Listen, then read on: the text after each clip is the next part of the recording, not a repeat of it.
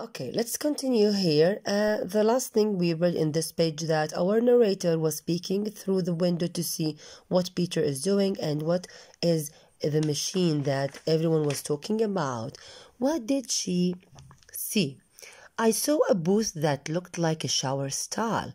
A stool stood in the middle of the stall, and hanging over the stool was something that looked like a great big shower head. So, our narrator saw a booth, something like a big stand or a big box, and it looked like shower stall, shower box, as here. Oh, this is the machine that Peter was working on. It looks like the shower box, yeah. And it's a big box, okay. A stool, which means a chair, stood in the middle of the stall. There's a chair in the middle, and over the stool hanging something like a shower head. Oh, this is like a shower head. What is this strange machine that Peter was working on? So here, this is a description of the machine. And the writer or the author used a simile to compare the booth with the shower stall as a kind of description. Okay? Suddenly, a deep voice behind me said, "Good evening, Angela." Peter bowed and smiled his scary smile. He didn't have his costume on, and he didn't have the long, droopy mustache, but he was Dr. Lu Manchu. So, who's our narrator? Angela. His neighbor and the partner who joined him every morning to the school bus, and they are in the same school. Angela heard a sound behind her. "Good evening, Angela." It was Peter with his scary smile, because as you know that Angela was a little bit scared of Peter, and even he doesn't wear his costume that he used to wear in trick-or-treating, and he's not putting his long droopy mustache, but still he's Dr. Lu Manchu, the weird name that he gave to himself that time. He came to see, what she's doing here. "What are you doing?" I squeaked. Angela is asking him, "What are you doing?" Okay, this is his property. Still in his strange deep voice, Peter said, "What are you doing? After all, this is my garage." "I was just cutting across your yard to get home. Your parents never complained before." So, as we said that she was taking a shortcut through his backyard to go home instead of going on a long way. So, she used to cross in his backyard, but it does not mean that she's allowed to peek or to look through their windows. And she told him, "Your parents never complained, and they never said no, that it's okay if I passed through your backyard." So this pronoun refers to Peter's parents. "I thought you were spying on me." Oh, who's I? Peter. And he told her that you are spying on me? Oh, said Peter. "I thought you wanted to know about my machine." He hissed when he said the word machine. Okay, so who's I here? Peter, he's talking. He knew that Angela is eager to see his machine. And when he said the word machine, he said it when he was whispering, because still this work for him is secret. He doesn't want anyone to know about it. Honestly, he was beginning to frighten me. Oh, so who's he? Peter. And again, me here, Angela, she still feels that she's scared of him a little bit. What machine? I demanded. "You mean this shower stall thing?" Oh, she's saying this as if it's something not nice. Oh, she considered that this machine is a shower box. It's not a machine. He drew himself up and narrowed his eyes, making them into thin slits, which means that he squeezed his eyes as if he's not liking her words, and make them small openings, and he looked at her and said, "This is my time machine." So here he drew himself up, narrowed his eyes, making them into thin slits. This is Peter's reaction for Angela's words, because she was saying this like, your stall, your shower box. But he told her, no, it's a time machine. So it's not any machine, it's a time machine. I googled at him, which means she opened her eyes widely, surprised when he said that, and she said, You mean this machine can send you forward and backward in time, which means to the future and to the past? Well, actually, I can only send things forward in time, admitted Peter, speaking in his normal voice again. So he made a time machine that only takes people to the future, only, not to the past. That's why I'm calling the machine LAFFF. Now, let's go back to your predictions in the beginning. What did you predict for this, the title LAFFF? Let's see. LAFFF stands for what? It stands for loose artifact for fast forward. So, the LAFFF, it's the name of the machine, okay? It's not laughing, it's not about a name of a person or anything else. And it's abbreviation for this long name. L for loose, A for artifact, okay, which means inventions and things, machines. The triple F for fast forward, which means that it takes you to the future very quickly, very fast.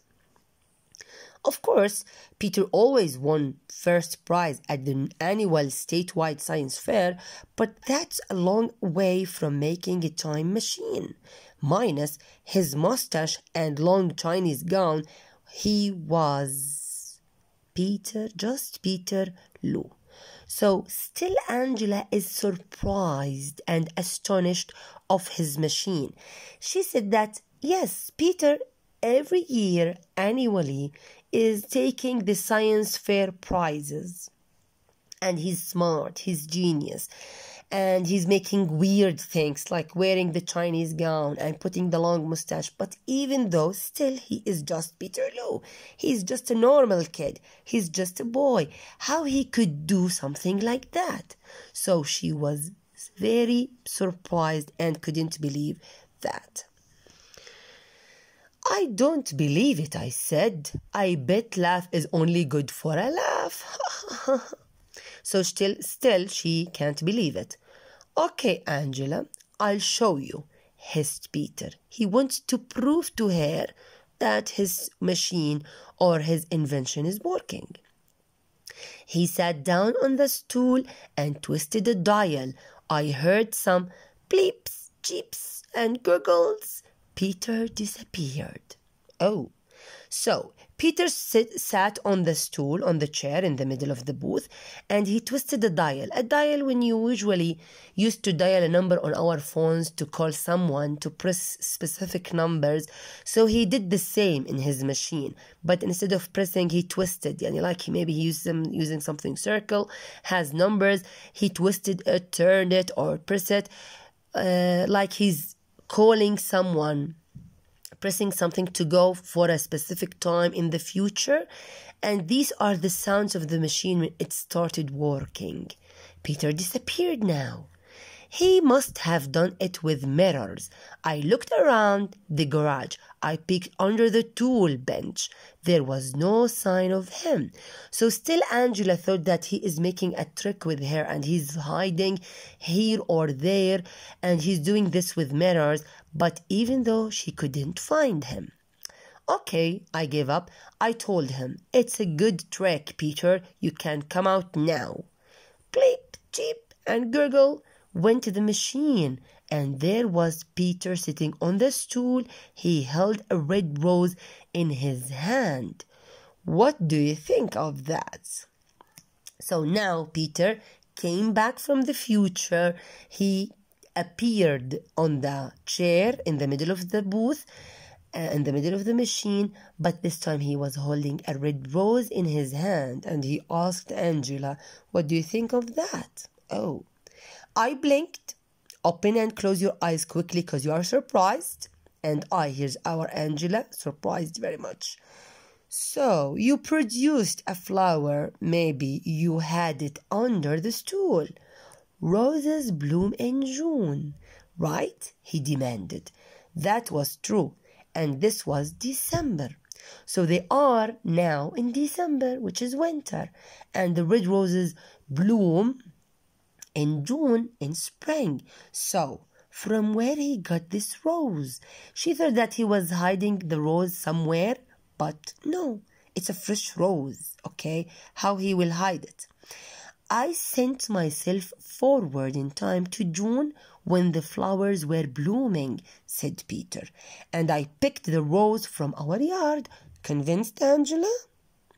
So he told her that he sent himself forward to the future, 6 months to the future, to June, and he picked the rose from their yard. He's trying to convince her. Is she convinced now? It was too hard to swallow. Still, it's hard to believe. So here swallow means it is hard to believe. Still, she's not convincing. She's not convinced. You said you couldn't send things back in time. I objected. So how did you bring the rose back? So he told her that only this machine is for the future. So she was asking him, okay, how did you get the rose from future to the past according to the future? It's not according to your machine. How did you do this? But even as I spoke, I saw that his hands were empty. The rose was gone.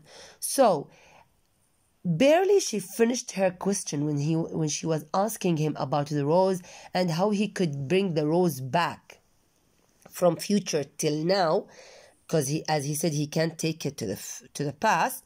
The rose disappeared. Oh, what happened now? So here I spoke, I saw. Here I refers to Angela. His hand, his refers to Peter. That's one of the problems with the machine, said Peter. When I send myself forward, I can't seem to stay there for long. I snap back to my own time after only a minute. Anything I bring with me snaps back to its own time too. So my rose has gone back to this June. So here Peter admitted that there's a problem with his machine. Even it's a good machine and something special, but when he wants to send himself to the future, he just can stay there for a minute, 1 minute. And when he brings anything with him from the future to now, to the present time, it will stay with him only a minute. Then it will disappear and this thing will go back to its own time. Like what happened with the rose. He got the rose from June in the future, and once he came back to his garage, after a minute, the rose disappeared and went back to its time, which is June. So this is the problem that the machine is facing, that it can't send people or it can't send anything to the future for a long time. It's just for a very short time. So here, as you see, Peter is coming from the future with the rose. Once Angela wants to take the rose, it disappeared. Okay? Now, let's see what will happen next. I was finally convinced. Oh, finally Angela was convinced. And I began to see possibilities, things that can happen. Wow, just think, if I don't want to do the dishes, I can send myself forward to the time when the dishes are already done. Oh, Angela, she's a naughty girl. She doesn't want to help her mom to do the dishes, so she was thinking to send herself to the future when the dishes are done. Smart way of thinking. That won't do you much good, said Peter. What does it mean? You'd soon pop back to the time when the dishes were still dirty. So, even if you will send yourself to the future when the dishes are done, finally you will come back to your present time and everything will return as it is, which means that even the dishes will be dirty. So here, pop back, which means snap back. Too bad. There must be something your machine is good for, I said. Then I had another idea. Hey, you can bring me back a piece of fudge from your future, and I can eat it twice. Once now and again in the future. So what is fudge? It's kind of sweet, taffy. Okay. So also her naughty idea that, oh, she can eat the sweets twice. One now, which is real, and one in the future later. Yes, but the fudge wouldn't stay in your stomach, said Peter. It would go back to the future. That's even better, I said. I can enjoy eating the fudge over and over again without getting fat. Oh, smart girl again. She said that she can eat fudge and sweets many times, going to the future and coming back. When she comes back, the fudge will disappear from her stomach, so she can enjoy eating the fudge without getting fat. So who's I here? Angela, the smart girl. It was late and I had to go home before my parents started to worry. Now she has to go back home.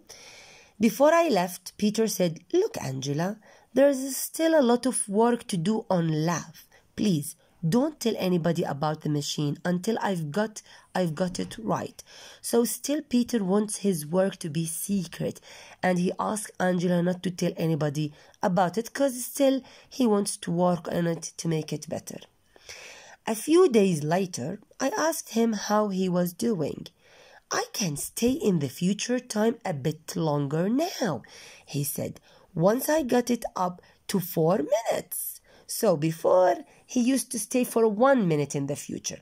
Now he fixed the machine and he worked on it, and now he can stay in the future for 4 minutes. "Is that enough time to bring me back some fudge from the future?" I asked. Again, the naughty smart girl wants sweets. "We don't keep many sweets around the house," he said, "but I'll see what I can do." He wants to try the machine again because he fixed it to stay for 4 minutes. A few minutes later, he came back with a spring roll for me. My mother was frying these in the kitchen, and I snatched one while she wasn't looking.